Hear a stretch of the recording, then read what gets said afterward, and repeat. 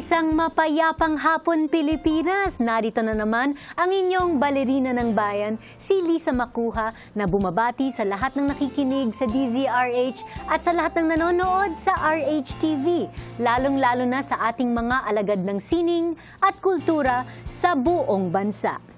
Happy Easter everyone! Sana ay nakapag-recharge kayong lahat sa ating Lenten break.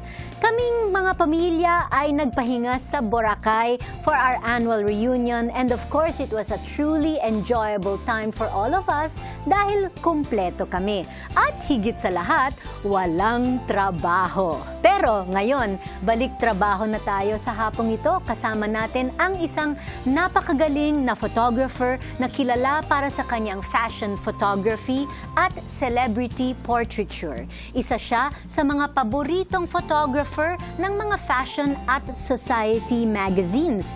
At ang sarap po niyang katrabaho. I should know dahil naging model na niya ako.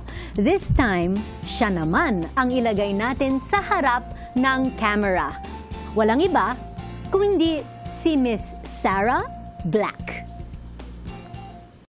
Isinilang sa Maynila, nagtapos si Sara Black ng Communication Arts mula sa Ateneo de Manila University. Nagsimula siya sa larangan ng fotografiya bilang isang studio assistant. At habang hinahasa ang kanyang galing bilang photographer, tumanggap din siya ng mga proyekto bilang isa namang modelo. Di naglaon, nakapagtayo siya ng sariling studio at mabilis na kinagiliwan ng mga fashion editors at glossy magazines ang kanyang mga obra. Sa kasalukuyan, isa siya sa itinuturing na top fashion and beauty photographer sa bansa. Dumaan na sa kanyang mga lente ang ilan sa pinakasikat na mga artista, modelo at public figures sa Pilipinas. Noong 2009, inilathala ni Sara ang kanyang photography book na pinamagatang When I Look in the Mirror. Bukod sa pagiging paboritong photographer ng mga prestihiyosong magazine, madalas din siyang kunin ng mga advertising clients lalo na sa mga produktong para sa kababaihan. Nahirang din siyang brand ambassador ng isa sa pinakasikat na camera brands sa buong mundo. Isang mainit na pagbati ang hatid ng Art2art sa celebrity photographer na si Sara Black.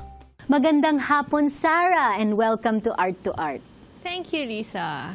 I'm very happy na naimbita ako to be interviewed in your show. Well, I should thank you first dahil ikaw ang responsible for our beautiful photographs with Lea Salonga and Ceci Licad and myself for the Legends and the Classics last March 17 and 18. Naku, flinash ang mga photographs mo sa CCP, sa screen ng CCP. And ikaw talaga yung responsible for making us look like goddesses. Goddesses na kayo. Nagmistulang kami mga diyosa, ladies and gentlemen. Goddesses na kayo. I didn't have to try very hard. Wow, thank you naman. At saka walang Adobe Photoshop yan, di ba? Just kidding. Okay, you took communication arts in Ateneo. Did you consider a career other than photography in the beginning? Actually, when I finished university, wala pa akong idea kung anong gusto kong gawin. Parang I took the summer off, nag-travel muna ako. Pagbalik ko, di ko pa rin alam anong gusto kong gawin. Okay. And then always in the back of my mind, parati kong dala yung camera ko, hobby. It was a very, very intense hobby for me. And I thought, why not do something that I really enjoy but can become also a profession later on? So, when I got back, I did an apprenticeship with another studio. Mga isang taon rin yon. And then I jumped into it as a career 1 year after that. Okay. I got my first camera nung, I think 12 or 13 years old ako. Ikaw, at what age did you get your first camera? Mga 8 or 9. Ah, okay. Yeah. So really early. Cabbage patch pa siya na. May printed pa. Okay, cabbage patch. Tapos ginagamit mo yung allowance mo pambili ng film. Yeah, yeah. Film pa nun wala pang digital nun. So, yeah, it was always an interest for me. Pero pagbata ka, marami kang interest. Nag-ballet rin ako, pero laka-laka kong tao, hindi bagay sa akin ang ballet, di ba? Okay. And then I was also into drawing, into theater, anything that was kind of creative, medyo hilig ko. Pero siguro habang tumatanda ka, dun mo nalalaman kung ano yung mas bagay sa'yo. So feeling ko, among all the arts that I showed an interest in habang lumalaki, photography is most bagay to my personality and to the way that I think.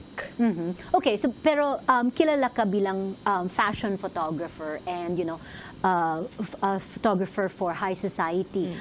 Is this by an accident or by choice? I think, na yun ang gusto mong mga themes? I think because I'm a woman, people tend to assume that I'm good at shooting fashion because yun yung feeling nila na hilig ko. And I don't think I mind also. It's very interesting. It's a very fast-paced industry. Masaya siyang to participate in because maraming trends, maraming nangyayari. It makes me feel young also because ang daming inspiration coming from all kinds of sources. So I think it's more of that. People associate me with my ability to excel in fashion because I'm a woman. Okay. Okay, but given a choice, ano yung mga gusto mong pasukan as far as subject is concerned?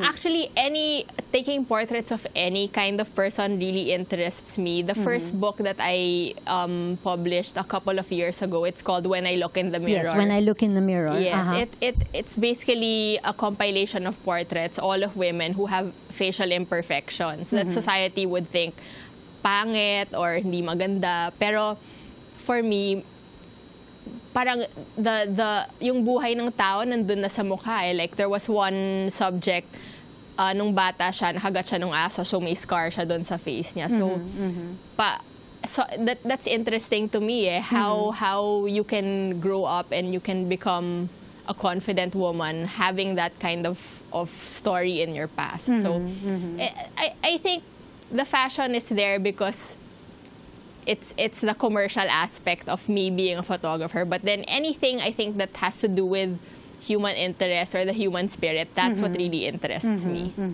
Okay, nasabi mo kanina na naging apprentice ka for a year.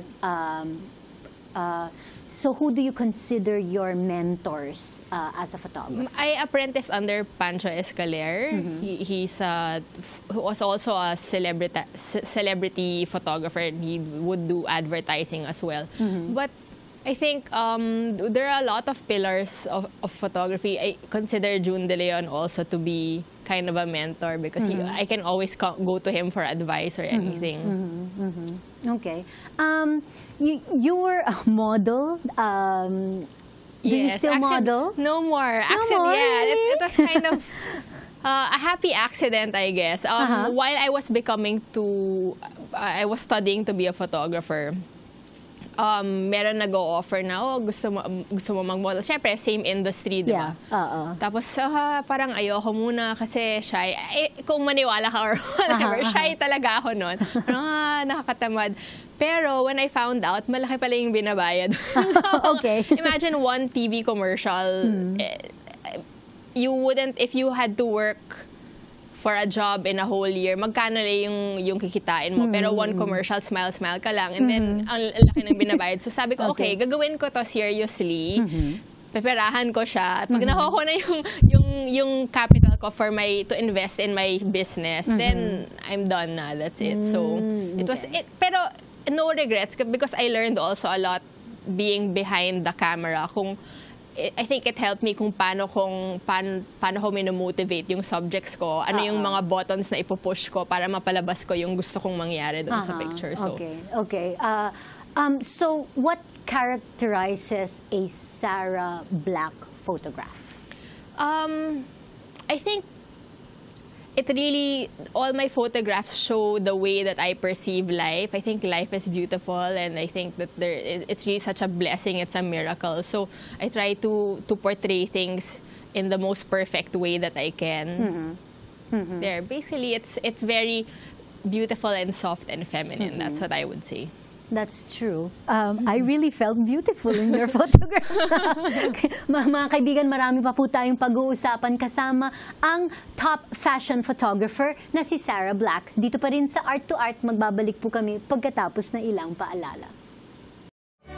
Programang hatid ay sining at kulturang para sa lahat. Magbabalik ang Art2art. Schedule ng mga inaabangang konsyerto. Update sa mga magagandang panoorin sa mga tanghalan at teatro. Narito na ang Art2art Calendar.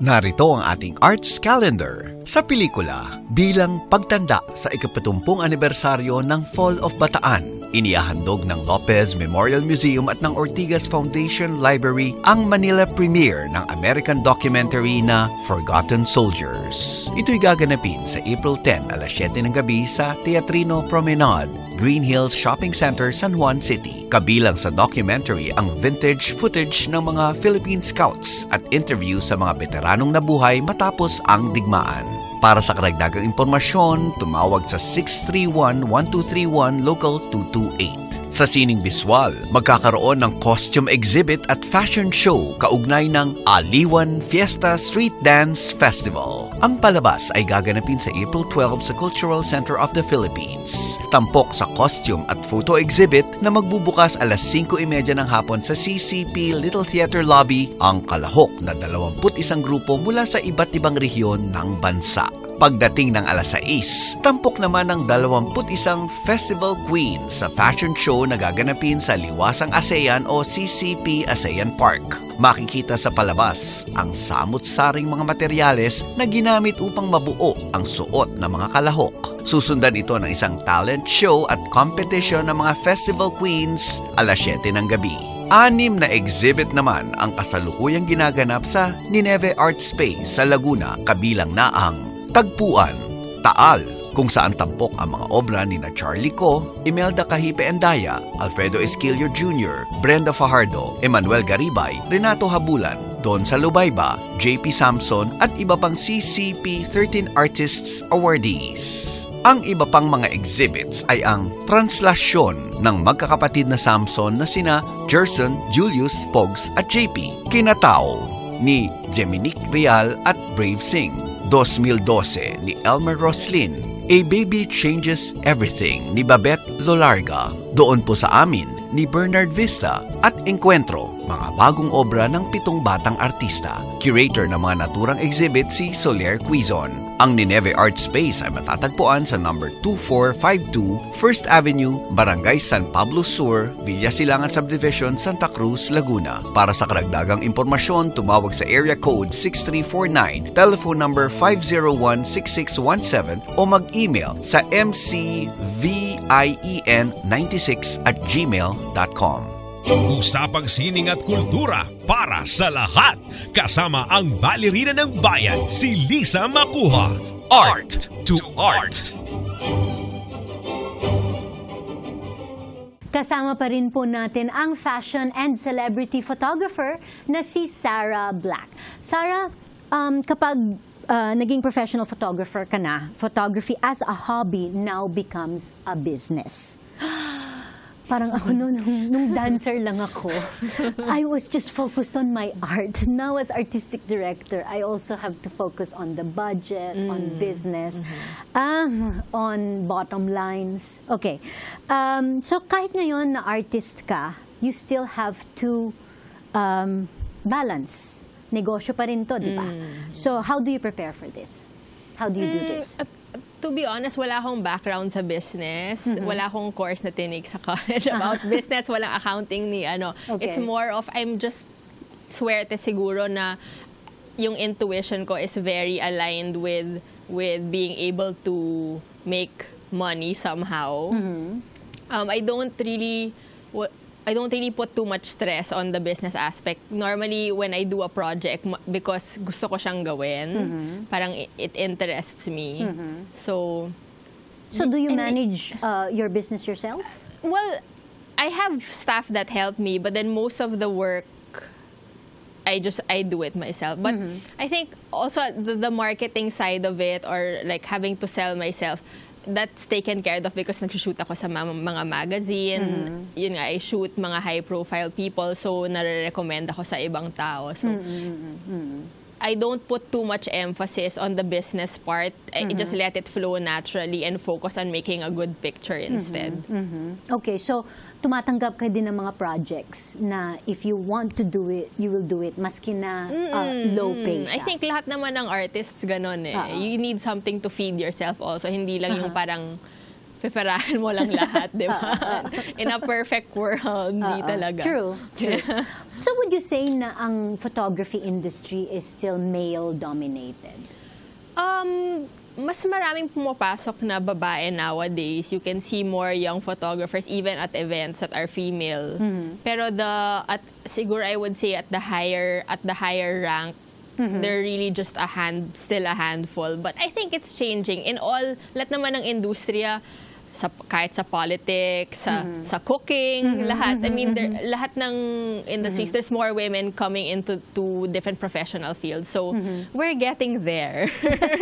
But, meron ka bang particular na personal challenge because of your gender na naging hadlang sa'yo as a professional photographer? I don't think naman na hadlang siya. We're not naman in an era where we're fighting for a right to vote or anything like that.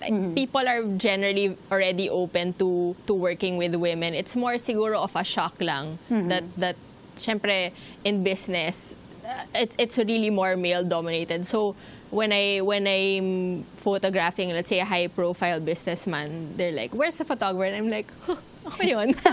Nagugulat sila. So it's more of a shock lang, but not really, walang hadlang. I don't feel that. I don't feel any pressure like that. Hindi ba nadidistract ang mga male subjects mo kapag ikaw na yung nagsushoot sa kanila? I'm very simple. I dress down. I don't try to impress anybody because I really like to focus on the work itself talaga. Okay. So you have photographed some of the most celebrated faces in the fields of entertainment, arts, society, politics. Naks, isa na ako dun. Was there ever a time na you got intimidated by a subject? No, because I always pumapasok ko sa shoot thinking na tao lang naman siya eh. I'm trying to see the best side of the person. So, tinatry kung hindi isipin kung ano yung background nila. I'm trying to feel with my intuition what kind of a person that person is. So, if I ina-analyze ko na president siya, anak siya ganito, ganon, yun yung nakaka-pressure. So, I try to put all of that aside and make it more a personal thing, a personal communication. Okay, so sige, tayo lang. Sino ang pinaka-challenging model mo? Ay. Wala akong maisip ngayon eh, challenging model. Yung naging nagreklamo o kaya, you know, was a big problem for you to work with? Wala naman. I think naman kasi na people also, when people come into my shoot, meron na naman silang certain respeto for the workspace and for the work that we're going to do. So wala pa namang yung nagdidiva, wala pa namang ganon. I think also because I have a knack for making people feel komportable sila sa akin. So walang nag-iinarte. Parang I know kung paano ako bibuelo para mapaganda yung tao eh. So, wala pa namang super diva na challenge na hindi ko kaya. Okay, pero do you feel that it's easier to photograph women or men? I think mas madali, I wouldn't say sobrang unequal, but then mas madali for me to photograph women because I know what a woman wants, being a woman also myself. But sometimes it's not even about kung babae ka or lalaki ka. It's just the person. If I can feel the person right away, then it's easy for me to take their picture. But then medyo pag mysterious yon, parang sometimes mararamdaman mo naman yun eh, pag may harang yung, parang pag may wall yung tao, then, hindi mo mafe-feel kung sino talaga sila. And you only have, 30 minutes to figure out kung sino sila. Medyo minsan, di ba, challenging rin eh. So. But did you take any professional course in Wala, photography? Hobby lang talaga. I took it as an elective sa Ateneo, parang 3 units lang yon. And then after nun, more on hands-on, like apprenticeship. So you learned the business as you... I think anything that skill-oriented naman would be better kung you just jump into it rather than mag-aaral ka textbook. Parang doesn't really, it won't help you as much as actually gagawin mo talaga, di ba? Okay, ako, I already know this kasi naging subject na ako. But you mentioned earlier na ang first book mo was When I Look Into the Mirror, and now you have a second book that's being launched this December, right? So can you tell us about that? Okay, it's basically a compilation of portraits again. It's all of two people sharing a genuine bond with each other. I just want to take portraits of people that really show genuine and sincere love. I think that sometimes sa mundo natin, ang gulo-gulo na hindi mo na naalam kung ano yung importante. And something as simple as that, it surrounds us every day, but it eludes us a lot also. So that's really more of the topic of the book. So abangan nyo na lang. Okay. So based on my own experience, hindi ka masyadong mahilig magretoke ng mga photographs mo. Why is this so? Well, I believe na dapat ma-maintain yung essence ng tao. I'm really against the aesthetic of trying to make the person so perfect na hindi mo na siya kilala. Diba? Sa akin, naka-insulto yun. Parang sobrang pangit niya. Kailangan kong i-retoke lahat. Diba? Lahat naman ng... I really believe if you know how to look, there's beauty in everyone. Yeah. You really just have to know how to bring out the best in them. So, no need for elaborate retouching. Pero nagkaroon ka ba ng parang request from a client na sabi, uy, Adobe Photoshop mo naman yan? You know? Well, syempre, minsan di mo maiiwasan kasi kunwari, may swimsuit pictorial tapos hindi pa ganong ka-ready yung subject mo because not enough time para mag-reduce or mag-lose ng weight. So, konting talk lang here, pero hindi yung Jessica Alba na yung katawan. Tapos, because di ba nakaka-insulto rin yun? When they see them, kunwari, nakita mo sa picture ang payat, tapos nakita mo sa TV, hindi naman totoo, ang taba-taba. Di ba? Parang, in a way, nagsisinungaling ka, you're lying. It's a lie. So, what's the point in that? Yeah, that's true. So, how do you spend your time outside of photography? I don't have much time outside of photography. But really, I'm so simple. I just like to read and manunod ng sine, magla-lunch with some friends. And siguro yung pinakaluho ko is traveling. Yun na lang. Kasi at least once a year, alis ako for 2 to 3 weeks. Punta somewhere exotic, yung hindi ko pa nakikita. And of course, dala-dala mo yung camera mo. Hindi. When you travel, you don't? No, kasi parang that's my time to unwind. So I just take pictures with my mind. I just store it all in my mind. Really? You mean hindi ka nagkakaroon ng trigger finger? No. Well, dati, yung siguro the last trip that I took my SLR with me was when I went on safari sa Africa. Pero after a while, I realized ini-enjoy ko to through the experience of a camera. I wanna enjoy it without the camera. It's just me with the place. Parang minsan pag may camera, there's like a screen So, ganun pala yun. Akala ko mga ballerina lang ang hindi pwedeng mag-enjoy ng vacation. Kasi kailangan they have to keep in shape. Pati din pala ang mga photographer. Kasi kailangan hindi nila tangay-tangay. Hindi nakakabit sa katawan nila yung camera nila. And it's sobrang ingrained na sa mind ko. Like now, kahit we're talking, ina-analyze ko yung ilaw, ina-analyze ko lahat. Talaga? Kamusta ang ilaw dito sa NBC? Okay naman. Pero nakikita mo ba yung wrinkles ko?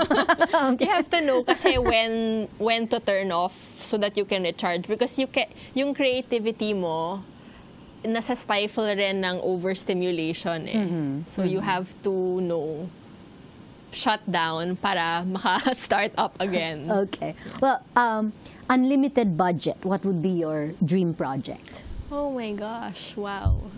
It's too many to mention. I don't know where to start. I see myself siguro producing more books in the future.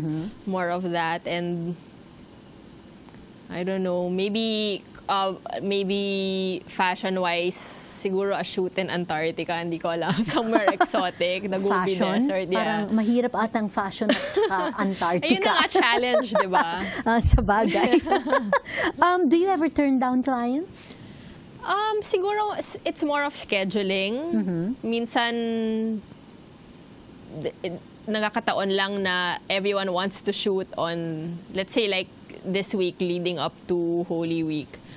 Daming deadline, nagro-rush yung mga tao. So, hindi ma-accommodate lahat. Yeah. But it's more of the scheduling siguro. Okay. And who are your personal favorite photographers? There's this Dutch photographer, fashion photographer, her name is Camilla Akrans. So very, very stark and very feminine. And parang inspiration siya for me because nafe-feel ko yung passion niya sa pictures. Alam mo na babae talaga. And siguro that's more of, since sobrang konti lang talaga ng women photographers, parang anyone that's that successful, you would really look up to. And then maybe siguro another one would be Annie Leibovitz. Siyempre, she's very, very world-renowned and famous. And just for her body of work, imagine na-shoot niya si John Lennon, si Queen Elizabeth, na ayaw, pinapatanggal niya yung crown ni Queen Elizabeth, ayaw tanggalin ni Queen Elizabeth. I mean, just for things like that, diba? Parang it's an achievement. Lahat ng historical figures na photograph niya. It's very inspiring. Speaking of which, if you had a dream subject, sino yung magiging dream subject mo? For a portrait. Wow, hirap. Hindi ko alam. Ang dami pa siguro. Ang dami ko pang gustong gawin. I mean, pahirapan pa natin. Dead or alive? Wow. Sino yung gusto mong kunan ng litrato, ng portrait? Siguro lahat ng artists sa mundo. Hindi ko alam. Hindi ko matatapos yun in my lifetime. But then, it intrigues me to see how artists live, how artists are. Siguro mga, kahit si Da Vinci, mga ganon. I would love to be able to meet. Sometimes also parang nafa-fascinate lang ako sa tao. I guess in a way, parang voyeuristic rin ako kasi I'm so curious about what's happening, ano nangyayari. It's more of that. Okay. Do you see yourself doing photo documentaries? It's possible in the future. Hindi ko kino-close yung opportunity for things. I think things happen naman for a reason, and whatever comes my way at a certain time, sometimes it just works out for the better. So we'll see. Baka may mangyari pa. Dami kasi mangyayari. From your book, parang you like to tell, like telling stories. Yes. I think it's more of that. I just don't want to leave not having an impact. I don't want my photos to just be fluffy. So that's also part of the reason why nagpo-produce rin ako ng books. Parang that's for myself. It's not for the commerce side of photography. Yeah. Okay, so again, because of your subject matter dun sa When I Look in the Mirror, no? What, as a fashion photographer, what would your advice or message be to all the young girls out there who want to look perfect? You don't have to be perfect. Nobody's perfect. It's kind of an impossibility. Just remember to realize that it might take you some years to realize that you're beautiful, but then you are. And kahit anong sabihin ko, kahit sabihin ng mommy mo na maganda ka, ikaw lang makakasabi na maganda ka. So, wait for the moment. Dadating rin yan. Well, and in Sara Black's photographs, talagang maganda ako. Okay. Maraming salamat sa pagbisita mo sa amin, Sara. Lisa. And of course, best of luck in your next book project and more power. Thank you. Salamat.